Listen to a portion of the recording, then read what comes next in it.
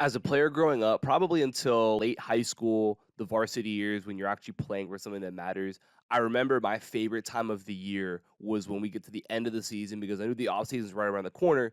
And every year I was ready to make a huge transformation. I was going to come back the next season a completely different player. Now, if you're watching this, you've probably had the same thought. Maybe you have the same thought right now when it comes to transforming yourself as a player, using the offseason to come back and be somebody completely new. Today, we're going to talk about what that really means and the steps that you can take to actually make that happen. And I want to illustrate this point by first talking about the Beatles. Now, the Beatles are one of the most iconic rock bands of all time. Forbes has them listed as the second greatest rock band ever, and they've sold the most albums of any rock band in history at over 180 million. Now, the Beatles' introduction to the United States was in 1964. They flew over from the UK to New York City, and they got off of the plane to thousands of screaming fans. They each got their own limousine that took them into New York City. Very soon after that, they performed on the Ed Sullivan Show, which was a massive TV show at the time. They did two performances on the show, and over 40% of the United States population watched their performances. That's how big they were when they first came over to the United States in 1964. And obviously, after that, they went on to become the best-selling rock band ever. To everybody in the United States, this English rock band had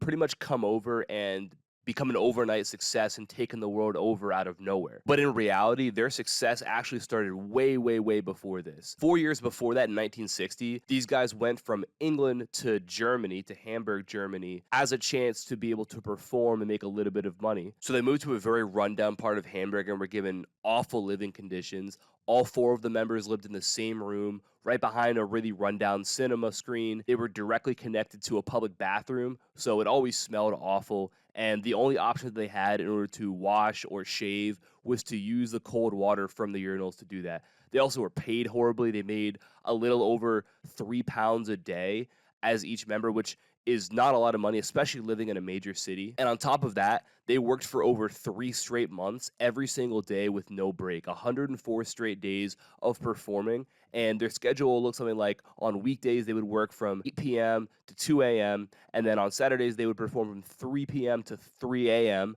And then usually on Sundays, they would go from 5 p.m. to 1:30 a.m. And this was every single day for over 3 months with no days off. So this went on for over 3 months until one of the members was deported for being underage, and then they had to go back to England. When they got back, a lot of people started to tell them about how much better they've gotten since before they left. And even the members themselves commented how, yeah, those over 600 hours of performing we got helped us improve 1,000-fold. Like, we were way better. Despite putting in all of that work, they got back to England and still had to face rejection and failure and a lack of success for over 4 years before they got their shot over in the United States. They were rejected by a bunch of different record labels, and their fame and their popularity was pretty much condensed to the UK until they went over to the United States and were able to finally become an overnight success. In late 1963, they finally had their first huge hit song, She Loves You, and then a few months later, they were on their way on that flight to New York City, about to take over the world. Now, to everybody on the outside, the world, it looked like an overnight success. These guys just came over to the United States in 1964, and next thing you know, they're performing in front of half the U.S. population, television, and now they go down as the greatest selling rock band of all time.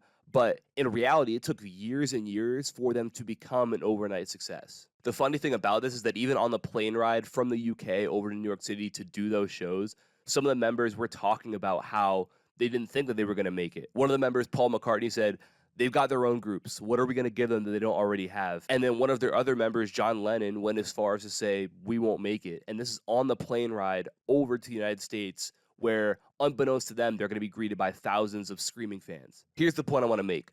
Despite the lack of early success and the amount of failures and struggle that these guys went through, despite not seeing a light at the end of the tunnel, even when they were on the plane ride over, about to take over the world, they continued to show up and stack days. And with that, they also stacked hard things as well, working in horrible conditions in a rundown place for crowds that demanded really high quality performances from them for very little pay and with 0 days off for 104 straight days, and then coming back to their home and still essentially living in poverty and not having any sort of fame or notoriety and having no idea if what they're doing is a waste of time or if they're ever going to see that success. If you want to make a transformation to become an overnight success, you need to ask yourself if you've earned it. If you haven't yet, are you working yourself towards earning it? And we earn that by stacking days, so showing up, and stacking hard things, so being willing to do things that are difficult that most people are not willing to do. When we do those things for an extended amount of time, that's how we become successful. That's how we make a transformation. Let's talk about the actions you can take as a basketball player in order to make this transformation. At the end of the video, we're actually going to talk about an exception to everything I just said right there, but let's hop into it. So the first thing that really matters is getting great at one or two things. The best way you can go about doing this is by either focusing on one or two things that you know you're going to need to develop in order to become successful at what you play or whatever role you play. Or what I would say is pick out one or two things that you're already naturally good at or naturally inclined to, or two of your strengths, and focus on becoming great or becoming elite at those things. And let's go back to our Beatles example to look about how to do this, right? To make our transformation, we need to focus on taking action towards that overall goal we have every day. So you need to make sure that you're stacking days and then stacking hard things, right? First of all, stacking days, simple enough, right? Do you show up every day? Like, are you able to stay consistent with it? And that might not mean every day the way that they did for 104 straight days. That doesn't mean you can never take days off. It just means that when you set out a plan for yourself, do you stick to that plan, right? Are you able to do that? Are you able to consistently show up? That's half of the battle right there when it comes to making a transformation, just being able to show up every single day. And then that second part, which is stacking hard things. So are you challenging yourself when it comes to your training? Are you staying in that Goldilocks zone, which is something that I talk about a lot, where we want to be in our training. We don't want it to be too easy to where, we kind of can go in and put our brain on autopilot and ask you about how the workout went and you don't even know because it was so easy you didn't have to think about anything, right? We don't want it to be that. We also don't want it to be so challenging that, it's not even worth your time. We want it to be somewhere in the middle. So where you're missing shots, you're failing, you're losing the ball sometimes because you're really pushing yourself, you're really challenging yourself with the difficulty of things. That's how we actually keep ourselves in the optimal zone of improvement. So if you can be successful, on 30% to 70% of your reps in your workouts, you're sure that you're challenging yourself. And then if we can keep on doing that, that leads to us stacking days and stacking challenging things as well. And when you stick in that zone, that's how you make a transformation over time when we talk about our skills. The second area we want to talk about is getting stronger, becoming a better athlete. As you continue to move up, a lot of times what you'll see is that the ceiling for players is how strong and athletic are you, right? Because everybody has skills at a certain level, but then it becomes, hey, can you move well enough to continue to compete at a high level? So it's very important that we focus on this as well. And I had a player reach out to me a couple days ago asking about what they should be doing in the weight room. And I have a full in-depth video on this that I'll link above here if you want to check this out into more detail. But he asked me about, well, coach, should I be doing a full body split? Should I be doing push-pull legs? Like what's the right split? Like what's the perfect thing that I'd be doing? And in reality, it doesn't matter for most players. Right? For most players, again, the most important thing is that you're able to show up and stack days and that you're able to stack hard things or difficult things. If you show up, that's half the battle. You're going to get stronger, you become a better athlete. And then if you focus on really challenging yourself with the weight that you use, the reps that you use, the combination of those two things over a period of time will lead to you transforming yourself athletically, strength-wise, right? If you're able to focus and do those two things. And the difference between any sort of split, whether it's full body workout routine or push-pull legs or upper-lower, whatever, it's really going to be marginal in terms of the difference right there, as long as you are able to show up and challenge yourself. Again, those two principles that we're going to talk about right here. Okay, so now here's the third thing I want to talk about, and this is where it's a little bit different, but I think that this is an area that you really need to think about and listen to here. So let's talk about improving your basketball IQ and your deep understanding of the game. So I'm not shy about it when I say that I think that basketball IQ is the number one most important thing when it comes to being a successful basketball player. Every single physical skill that you have, including obviously shooting, ball handling, finishing, those sorts of like obvious things, but also the athleticism, the strength piece of it, all of that is dependent on your basketball IQ. Whether or not it even matters if you have those skills depends on how well do you understand the game. How smart of a player are you? If you aren't a smart player, if you don't understand the game, then these things aren't going to matter for you. And you're going to struggle to see any sort of success. Even if you are constantly stacking days, being consistent, you're going to lack the ability to apply these things, right? And that's what really matters. We all know players who maybe they aren't the hardest working players, maybe they are biggest and most athletic, but they just have a feel for the game. They just know how to play the game, and that makes them successful. We want to be able to develop that same ability, but then also add to it the showing up, stacking consistency, showing up every single day, stacking hard things where we can build our skills and our athleticism, and then combine that with a high level basketball IQ. So where this is different, where the basketball IQ aspect is different from the stuff we talked about before, is that basketball IQ can be developed very, very, very quickly and almost instantly in some cases. And it can be developed without actually being on the court and working towards it, which allows players who are really about it and committed to it to be able to make huge jumps basketball IQ wise very quickly, because you don't have to be on the court to do it. I just saw a clip from Paul George where he was talking about how he developed his scoring ability and his pace. I thought it was really, really interesting and speaks to the point I'm trying to make here about basketball IQ. So let's check it out. It didn't happen until after I got injured and I broke my leg and I set out and watched the game from the sideline. You know, crazy enough, I used to put myself in situations watching the team play like, oh, I would have done that differently, or had I slowed right here. It was almost like I was playing mentally while watching from the sideline, right? And so when I came back, that applied to me now because, you know, it took some time for me to gain trust in my game, how to move and jump and all of this stuff. But I was still out there practicing and playing. That's when I realized, like, all right, I got to be a little bit more smarter because I don't have burst right now. I don't have that quick step. I don't have that athleticism right now. So the game literally slowed down for me.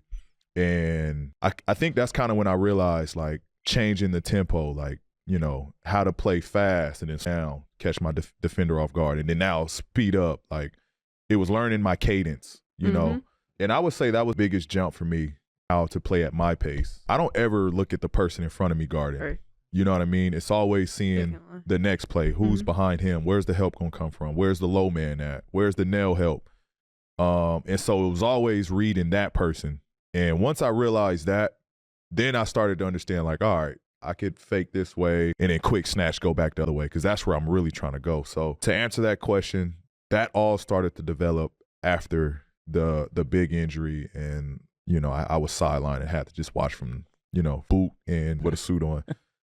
So yeah. So as we see, Paul George developed basketball when he was on the sidelines hurt. When he couldn't even play, he couldn't even participate, couldn't even work out, do the things that we traditionally think you have to do to get better at basketball. He couldn't do any of those things, but he was able to sit there, watch, put himself in different situations, and recognize different solutions. And it helped him to understand the game at a deeper level. And he just did this by watching and utilizing other people's reps as his own. If you got a chance to watch him before the injury and after the injury, you could tell that after the injury, he was a whole new player and he viewed the game a different way. His game was different.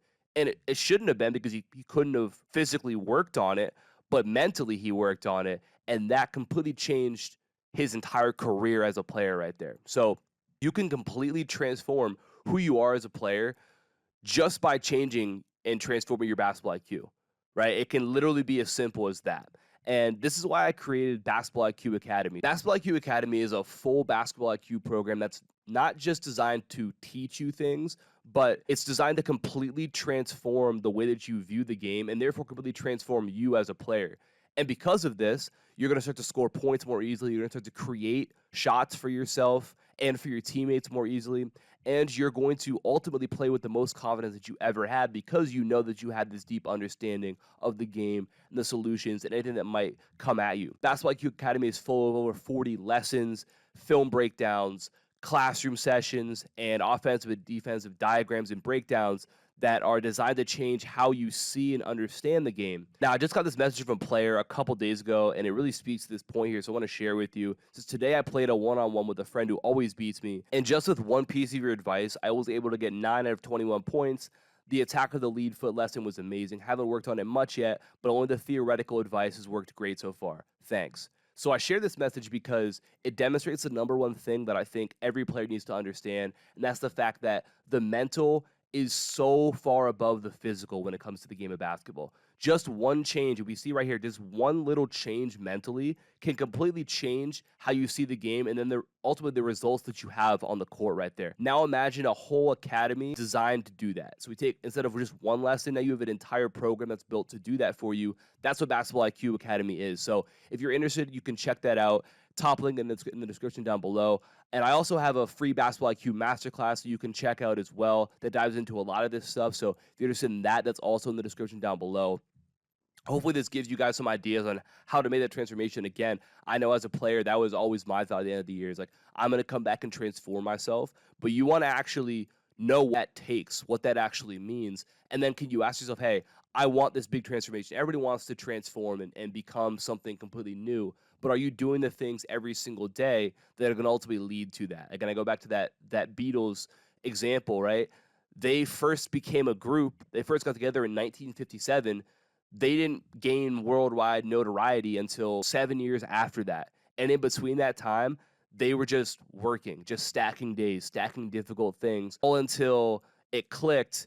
And next thing you know, the world sees them as an overnight success, when in reality, in all that time, all that effort to actually get to that point, right? So your focus has got to be, hey, how do I get you to stack days and stack hard things? And when you do that for a long period of time, regardless of the results you may or may not see, the wins, the losses, the light at the end of the tunnel that you may or may not see, if you keep on stacking days and stacking hard things, you're going to be successful eventually. It's inevitable. It's going to happen, but that's how you have to approach these things. So again, hopefully that gives you guys some ideas. Like I said, if you're interested in transforming your basketball IQ, check out Basketball IQ Academy, link down in the description below. I appreciate you for watching. Drop a like, subscribe if you're new. If you have any questions, comments for me down below in the comments section. Like I said, I appreciate you for watching. Talk soon. Peace.